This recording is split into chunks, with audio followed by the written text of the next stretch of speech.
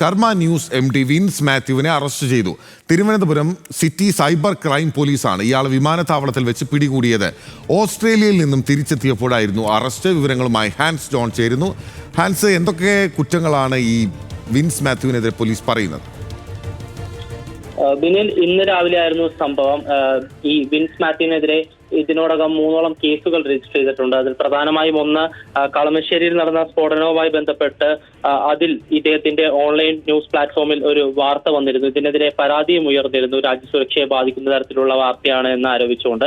ഇതിനുശേഷം മുഖ്യമന്ത്രിയുടെ ദുരിതാശ്വാസ നിധിയിൽ തട്ടിപ്പ് നടന്നു എന്ന് പറഞ്ഞ് വീണ്ടും ഒരു വാർത്ത വന്നു. ഇതിനെതിരെ പോലീസ് കേസെടുത്തു. ഈ രണ്ടാമത്തെ കേസിലായിരുന്നു പോലീസ് നേരത്തെ ഇദ്ദേഹത്തിനെതിരെ ലുക്കൌട്ട് നോട്ടീസ് പുറപ്പെടുവിച്ചിരുന്നത്. ഈ സമയത്തൊന്നും ഇദ്ദേഹം കേരളത്തിൽ ഉണ്ടായിരുന്നില്ല. തുടർന്ന് അന്വേഷണത്തിലാണ് ഇദ്ദേഹത്തിന് ഇന്ന് തിരുവനന്തപുരം വിമാനത്താവളത്തിൽ വെച്ച് പിടികൂടാൻ സാധിച്ചത്. ഈ ലുക്കൌട്ട് നോട്ടീസ് പുറപ്പെടുവിച്ച സാഹചര്യത്തിൽ എമിഗ്രേഷൻ ഉദ്യോഗസ്ഥർ ഇദ്ദേഹത്തെ തടഞ്ഞു വെക്കുകയും പിന്നീട് തിരുവനന്തപുരം പോലീസിൽ വിവരം അറിയിക്കുകയായിരുന്നു. ഇപ്പോൾ നിലവിൽ ഇദ്ദേഹം പോലീസിന്റെ കസ്റ്റഡിയിലാണ്. കൂടുതൽ ചോദ്യം ചെയ്യലുകൾക്ക് ശേഷം ഇന്ന് കോടതിയിൽ ഹാജരാക്കുമെന്നാണ് ലഭിക്കുന്ന വിവരം. പിന്നിൽ ഹാൻസ് ജോൺ ആണ് വിവരങ്ങൾ നൽകിയത്. കർമ്മ ന്യൂസ് MD വിൻസ് മാത്യുവിനെ അറസ്റ്റ് ചെയ്തിരിക്കുകയാണ് പോലീസ്.